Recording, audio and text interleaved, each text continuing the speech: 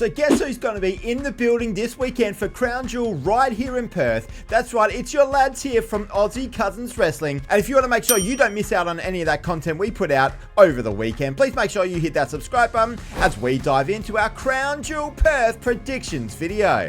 So first up on the docket for us here, we have the most recent match that has been added to the card, and that is the Australian street fight between Bronson Reed and Roman Reigns. And of course, apparently big Bronson Reed has never been defeated in an Australian street fight, though I imagine Roman Reigns probably hasn't either. So what kind of weapons can we expect in this one? Are you going to get the tongs on the Barbie? Are we going to get a slippery dip coming out?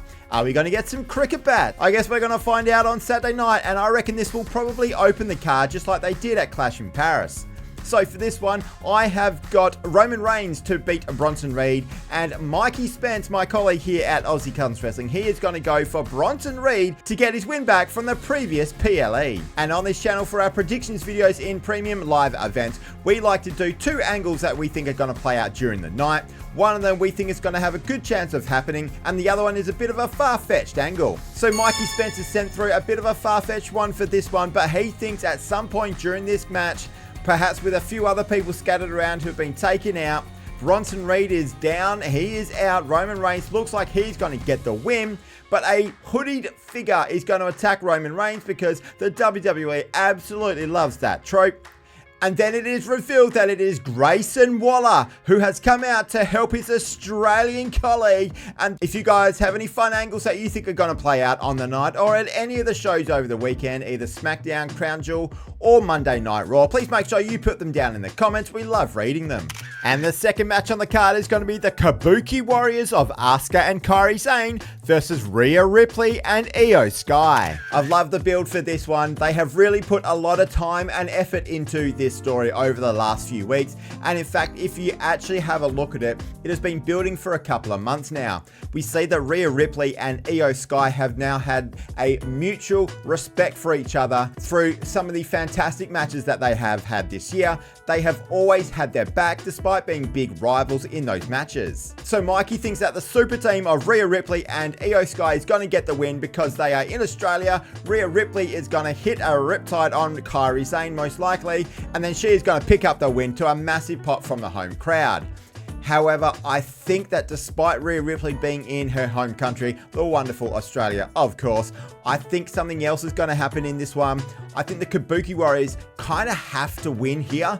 If they have turned heel and they are looking like a vicious group, to then lose in their first big match together after this big turn on Io Sky, it would kind of ruin the momentum for the Kabuki Warriors. I generally think these two should probably end up going after the tag titles and probably having those titles for quite a while. And that is why I'm picking the Kabuki Warriors to, well, break my heart because I want to see Rhea Ripley win, but also break the hearts of all of the Aussies in RAC Arena on Saturday night. Mikey's got a bit of a different angle as well. It doesn't actually relate to any of the matches that are on the card, but he thinks that Sami Zayn is going to have a US Open challenge. He most likely will have one on SmackDown, but he could have one on Crown Jewel. There's only 5 matches there at the moment. We saw Clash in Paris had 6 matches, so there could be another one added, and a Sami Zayn Open challenge would be just amazing. And he thinks that the person that is going to answer the call for the Open challenge this weekend is going to be Oba Femi. And yes, we've called it a couple of times in this channel, and we know a lot of people have as well,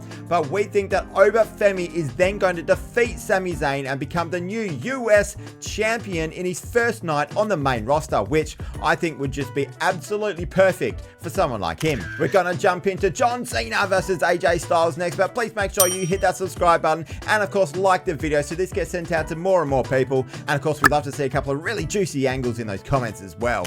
But next, let's get into John Cena versus AJ Styles. Oh my goodness.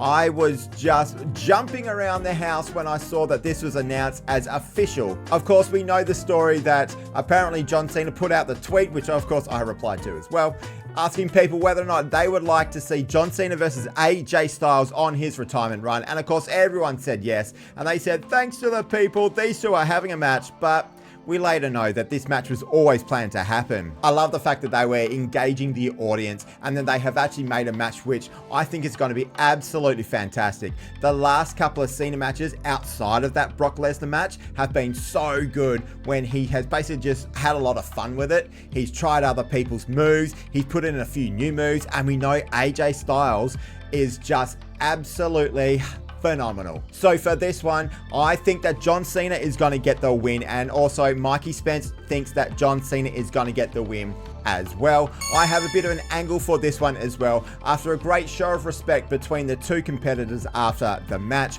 I think that a certain Austrian, not Australian, is going to come out, and I think that Gunther is going to come out after this, and he is announcing himself as a challenger to John Cena in his retirement tour. We know that they want the two of them to be in a match together at some point.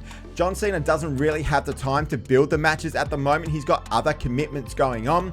So I think it's going to have to happen after one of his other matches. What a great time that could be happening right after this match.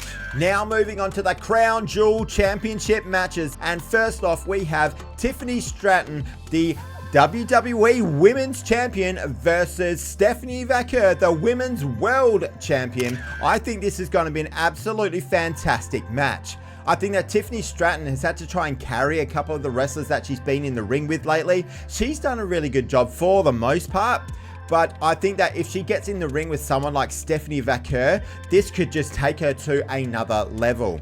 Of course, when she was being looked at as going up to the main roster a couple of years ago, she had a couple of matches with Becky Lynch, someone who could actually really help her out in the ring and really be that ring general, and those matches were just fantastic, and they were the best matches that Tiffany Stratton had put on in NXT at that point in time. So I'm expecting something pretty similar for this one, and we are split down the line with our picks for this one here. So Mikey thinks that Tiffany Stratton is going to continue on her winning streak for 2025, and she is going to be the Crown Jewel Champion for this year.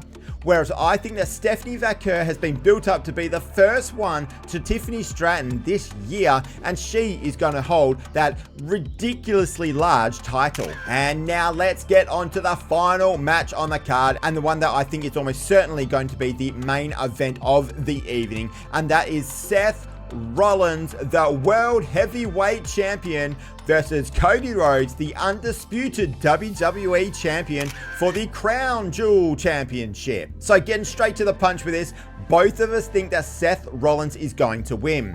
I actually think the story doesn't really make sense if Cody Rhodes wins, unless something huge happens to Seth Rollins, like his team completely implodes, but then they've only really been together for less than 6 months, so if that happens already, I think that would be pretty bad for them overall. I have a feeling there is going to be shenanigans in this one. We both agree that someone is going to come out and cost one of them the win, most likely cost Cody Rhodes the win. And for me, what my angle is for this one, I am chucking an angle alert in there, and I think that at some point it is Randy Orton who's going to be coming out, and he looks like he's going to be helping Cody Rhodes, but he ends up costing Cody the title, and then he is the next challenger for Cody Rhodes for that undisputed WWE Championship.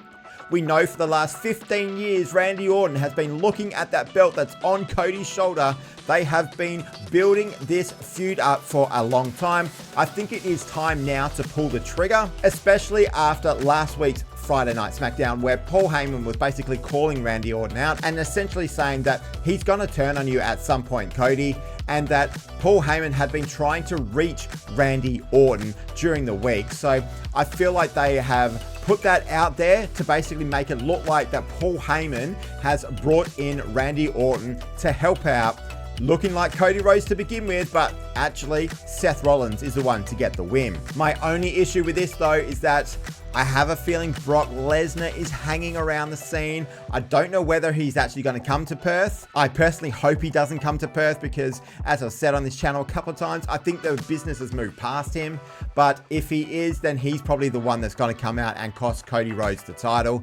I hope that doesn't happen. I want to see Cody versus Randy as the next feud. But that's what we here think at Aussie Cousins Wrestling. And as I said, we will be right there in the building. So make sure you hit that subscribe button so you don't miss out on on all that stuff that we put out from right there at Crown Jewel in Perth, as well as SmackDown on Friday night and Raw on Monday night too. Make sure you like the video, and to continue on your Aussie Cousins Wrestling journey, click on the video on the screen right now. It'll be the 10 NXT stars that we think have every chance of moving up to the main roster in the next 12 months or so. Go check it out.